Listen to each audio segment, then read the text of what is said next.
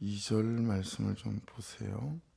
나병 환자가 정결하게 되는 날의 규례는 이러하니 곧 그 사람을 제사장에게로 데려갈 것이요. 3절 제사장은 진영에서 나가 진찰할지니. 이걸 여러분 역순으로 말씀을 좀 되짚어 보면 좀 더 이해가 쉬울 것 같아서요.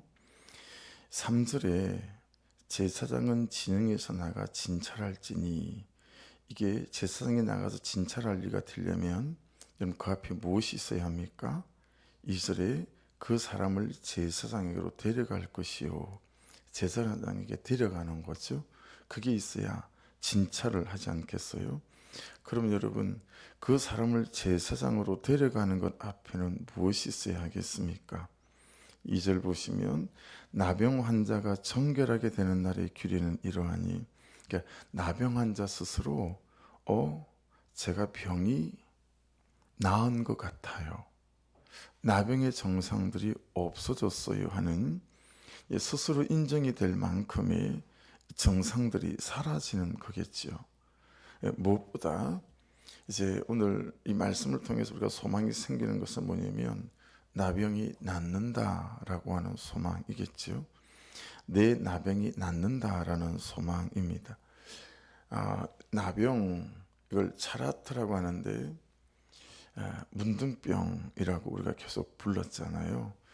여러분 이제 문둥병은 의학적으로 주로 두 가지 경로를 통해서 우리 몸에 발병을 한다고 합니다. 한 가지 통로는 외부로부터 발병을 하는 게 있고요. 또 한 가지는 내부로부터 발병을 하는 것입니다. 외부로부터 발생하는 문둥병은 피부에서 작은 궤양으로 시작이 돼요. 시간이 지나면 눈썹이 빠지고요.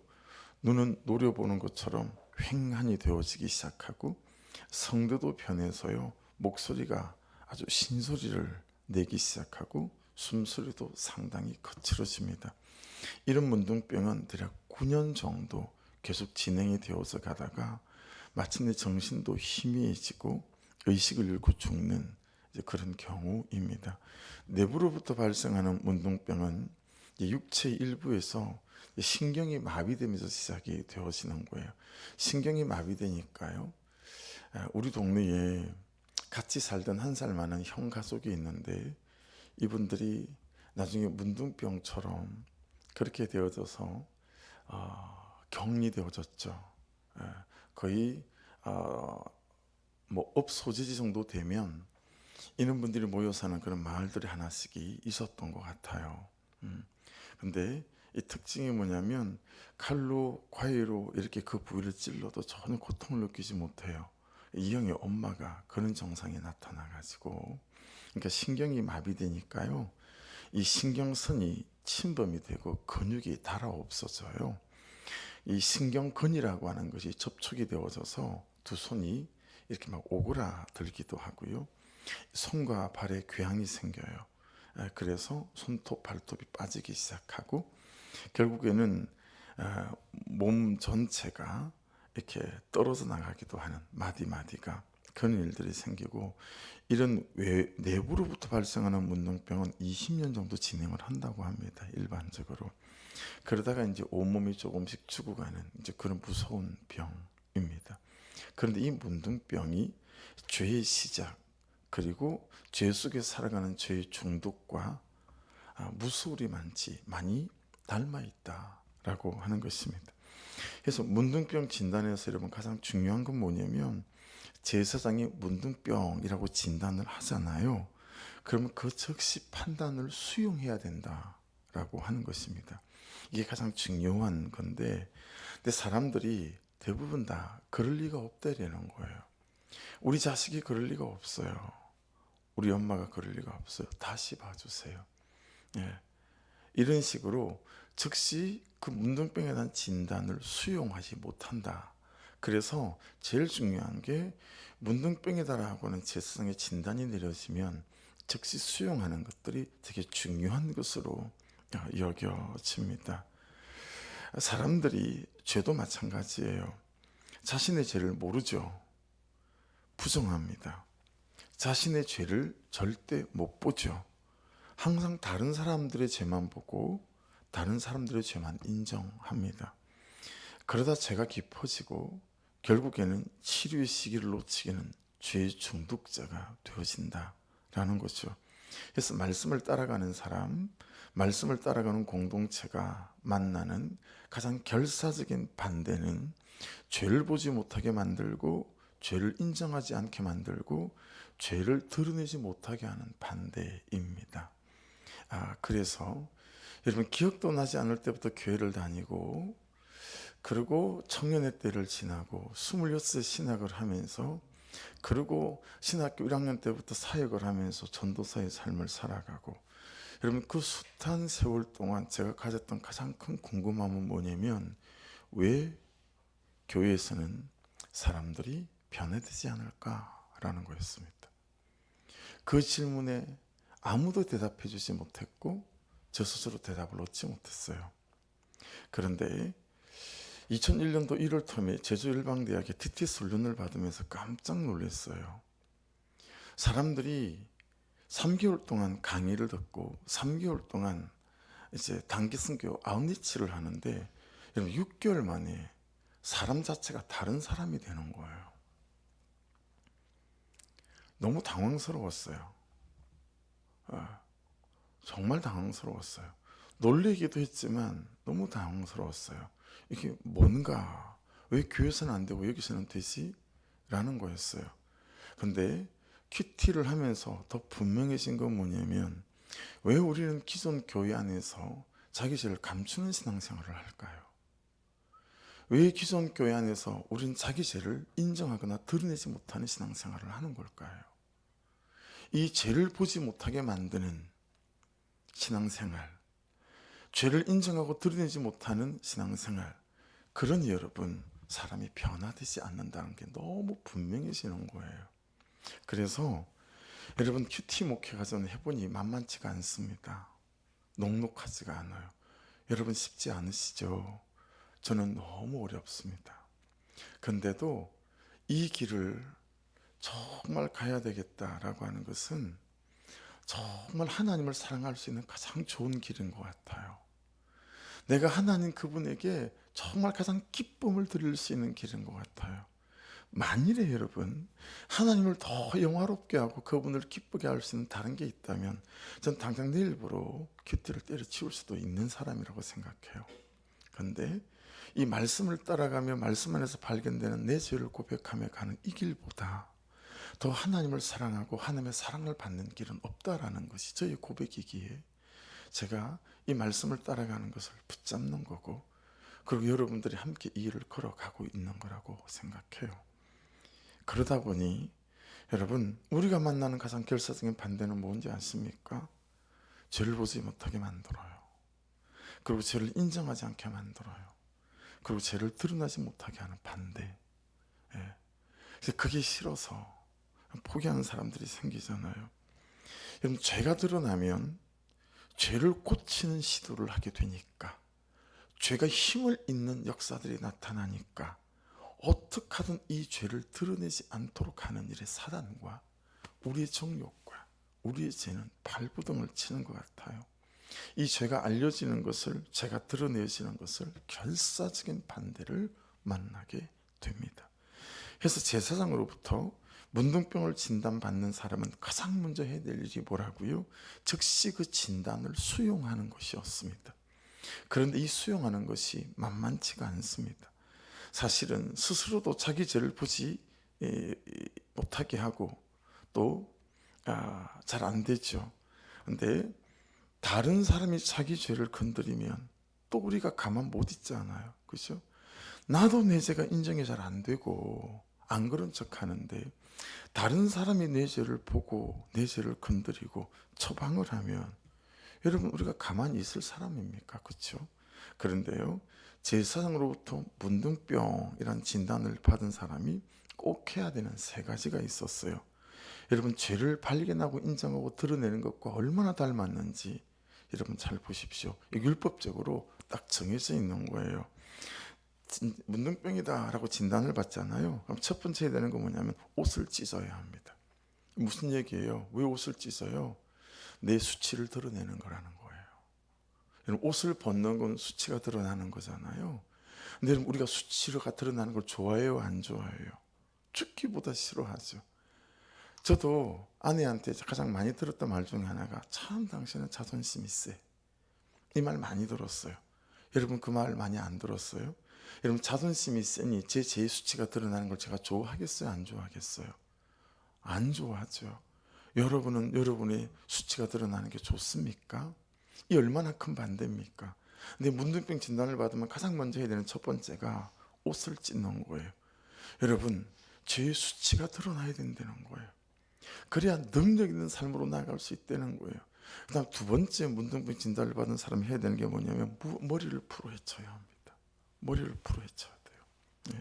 세 번째는요, 한 손으로 왼손으로 입술을 이렇게 입술 위를 가려요. 이렇게 가리고 그리고 오른손을 들어서 외쳐야 됩니다.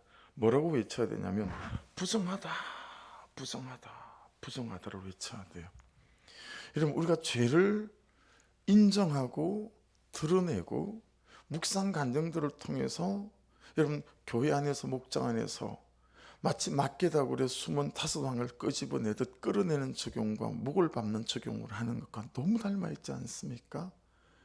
이 임수를 부정하다라고 막 외쳐야 돼요. 외쳐야 돼요. 예. 더구나 사람들과 2m 안에 있으면 안 돼요. 근데 여러분이 거기 있고 제가 문둥병자인데 바람이 여기서 이쪽으로 불잖아요. 그러면 거리가 50m 이상 확보가 되지 않으면 돌이 맞아 죽어요. 그러니 문둥병자들이 꼭 저 길로 가야 되는데 바람이 일로 부는데 사람이 오잖아요. 그럼 막 뛰기 시작하는 거예요. 막 뛰기 시작해서 막 저쪽으로 돌아가야 돼요. 안 그러면 죽으니까 돌에 맞아. 바람이 일로 부니까. 사람들을 발견하는 순간부터 바로 입을 가리고요. 부정하다, 부정하다 외쳐야 돼요. 왜요? 난 부정하니까 돌아가라고, 피해가라고. 여러분 그렇게 말하는 이 사람 속에 얼마나 수치감이 생기겠어요? 얼마나 좌괴감이 있겠어요? 자기 자신에 대해서 얼마나 어렵겠어요? 여러분 근데 그것이 문둥병을 낫게 하는, 치료받아가는 가정이 가장 우선돼야 될 세 가지 일이라는 거예요. 여러분 죄를 인정하고 고백한 것과 너무 닮아 있지 않습니까? 근데 우리가 이 싸움은 죽기보다 싫어하는 거예요. 사람들한테 내가 낮춰 보이고 수치가 드러나는 것에 대해서 우리는 몸서리를 치지 않습니까? 그렇죠? 그래서 여러분 이 세 가지 의미가 무엇의 의미를 가지고 그렇게 하는 거냐면 장례식의 의미입니다. 그래서 사실은 나는 죽었다, 나는 죽었다 이렇게 표현하는 것입니다. 그래서 여러분 중세시대까지만 해도 문둥병에 걸리잖아요. 그러면 마지막 예배를 드리고 그 사람을 격리시켰습니다. 성도들일 경우에도 캐톨릭이 중세를 지배했으니까요. 근데 그 마지막 문둥병 환자가 예배를 드리고 격리하기 전에 드리는 예배 제목 타이틀이 뭐냐면 장례식 예배였습니다. 죽지 않았는데 죽은 사람이라 간주하고 타이틀을 장례식 예배, 남기운 장례식 예배 이렇게 하고 예배를 드리는 거예요. 그러니까 여러분 문둥병에 걸리면 살아있지만 죽은 자로 간주가 됐습니다. 그것이 문둥병에 걸렸을 때 예배의 의미였었습니다. 해서 여러분 죄로 본다면 그죠? 분명히 살아있는데 죄는 우리로 살아있는 죽은 자가 되게 합니다. 그래서 이 죄를 해결하기 원하시는 거예요. 하나님 살아있는데 죽은 자인 거예요. 그분의 은혜와 능력들을 전혀 공급받을 수 없는, 분명히 피는 흐르는데 심장은 뛰고 맥박은 뛰는데 하나님 그분의 권세와 능력은 아무것도 여기에 머물 수 없는, 여러분 죄는 우리를 살아있지만 죽은 자로 만드는 거다라고 하는 것입니다. 그래서 죄로 본다면 옷을 찢는 것은 여러분 내 수치를 드러내는 거예요. 마음을 찢는 것이고요, 통회하는 것이고요, 자복하는 것이고 회개하는 것입니다. 머리를 풀어헤치는 것은요, 드러내며 인정하는 것입니다. 모든 사람이 나를 볼 수 있도록.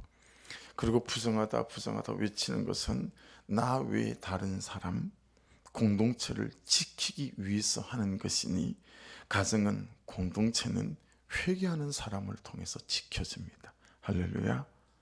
성실하게 살고 진실하게 살고 그런 사람으로부터가 아니고, 가정과 교회 공동체는, 목장은 회개하는 사람으로부터 지켜진다라는 거예요. 그래서 부정하다 부정하다를 외치는 것입니다. 그래서 여러분, 이 문둥병자는 2m 안에 들어갈 수 없고, 바람이 불면 50m를 떨어져야 되고, 바람이 부는데 앞에서 사람이 오면 막 달려서 여러분 도망가면서 부정하다를 외치는 거예요.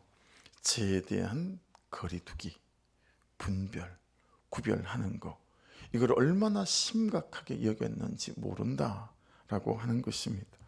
2절을 다시 보십시오. 나병 환자가 정결하게 되는 날의 규례는 이러하니, 나병 환자 스스로 제가 병이 나은 것 같아요.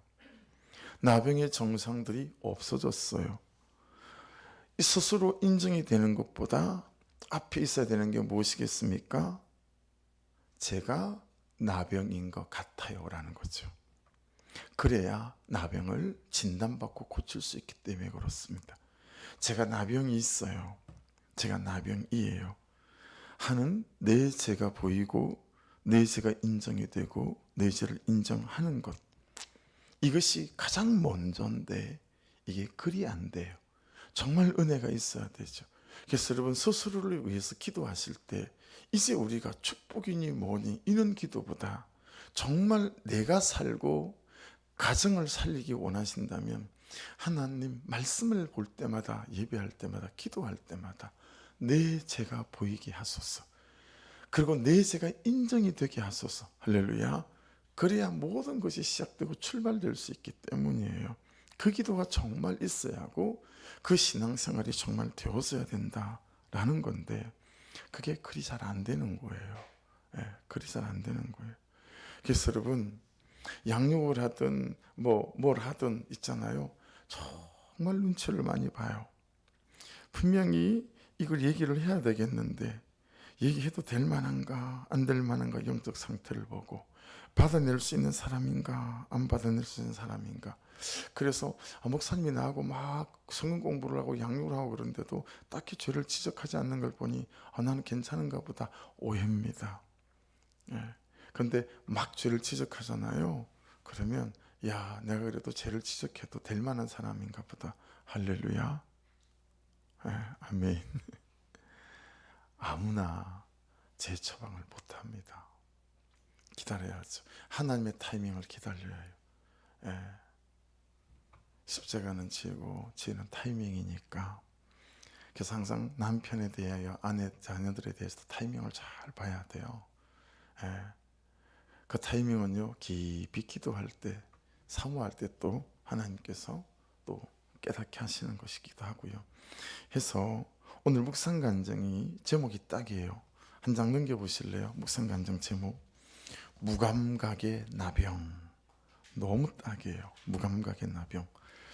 예수님을 믿지 않던 저희 부부는 맞벌이 주말 부부로 지냈습니다. 남편은 토목 현장에서 근무했고 저는 친정의 도움을 받으며 편안하게 직장 생활을 했습니다.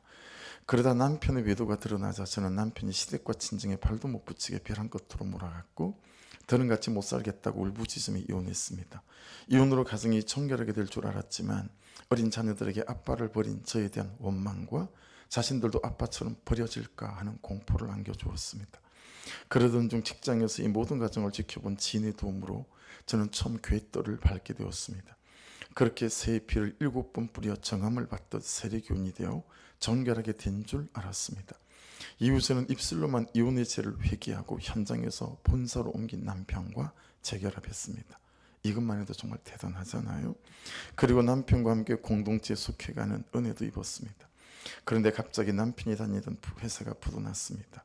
이후 남편은 일용직을 하고 빚을 내 직장 동료와 치킨집을 하기도 하고 식당도 개업해 보았지만 모든 것이 망하고 말았습니다.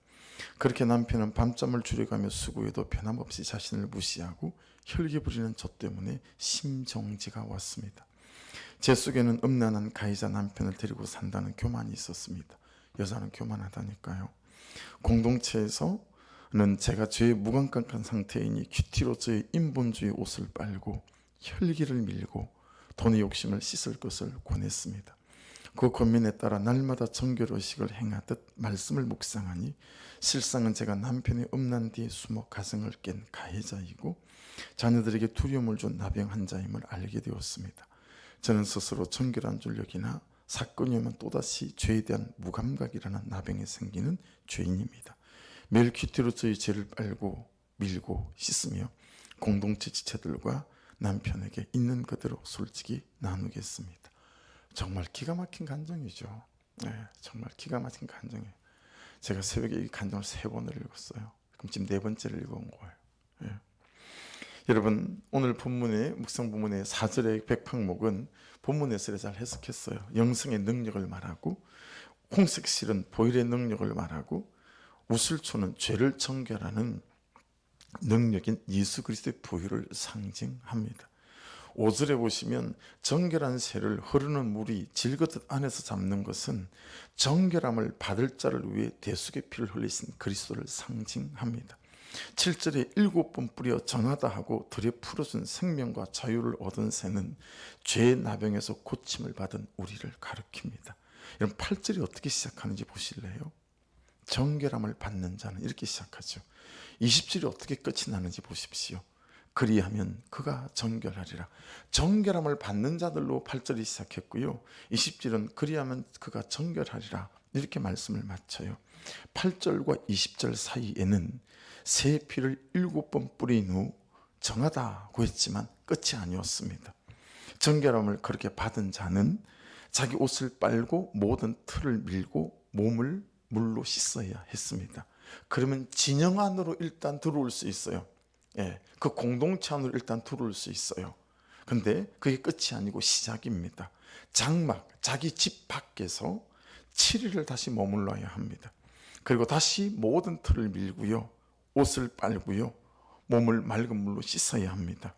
그런데 이것도 1차 정결 의식일 뿐입니다. 그 다음 2차 정결 의식이 기다리고 있습니다. 이처럼 나병이라는 병, 나병 같은 죄, 나병 같은 중독, 나병 같은 혈기, 나병 같은 습관, 나병 같은 태도, 나병 같은 게으름, 나병 같은 나태함, 나병 같은 정욕, 나병 같은 여러분 음란을 정결하게 하는 것은 길고 고됩니다. 근데 주일날 한번 주일 11시 예배로 말아먹으려고 해요. 이 표현이 좀 지나쳐서 죄송합니다. 근데 진짜 여러분 무슨 국에 밥 말아먹듯이 주일 11시 예배 한 번으로 훅 말아먹고요. 그리고 주님 죄송해요, 잘못했어요. 여러분, 그러고 이 수없는 나병 같은 죄들을 그냥 꿀꺽 한 번에 말아먹고 다 된 것처럼 하니 여러분, 이 나병 같은 죄 중독이 끊어질 리가 있겠습니까? 그렇죠? 날마다 말씀을 따라가도 여러분 지금 오늘 말씀을 보세요. 8절은 어떻게 시작한다고요? 정결함을 받는 자는이라고 시작했어요. 그리고 20절은 그러면 그가 정결하리라 그랬는데 그 가정 가운데는 무수히 길고 많은 날과 여러 가지의 정결 의식을 통해서 계속 틀을 밀고 그죠? 씻고 이러는 거예요. 근데 우리가 이걸 예수 그리스도가 십자가에서 단번에 해결하셨다라고 하는 이 말씀을 오용해서 한번 쭉 말아먹고 마는 걸로 끝을 내고 있다라고 하는 것입니다. 여러분, 예수의 피는 단번에 우리의 죄를 씻어내는 능력이 있는 줄로 믿습니다.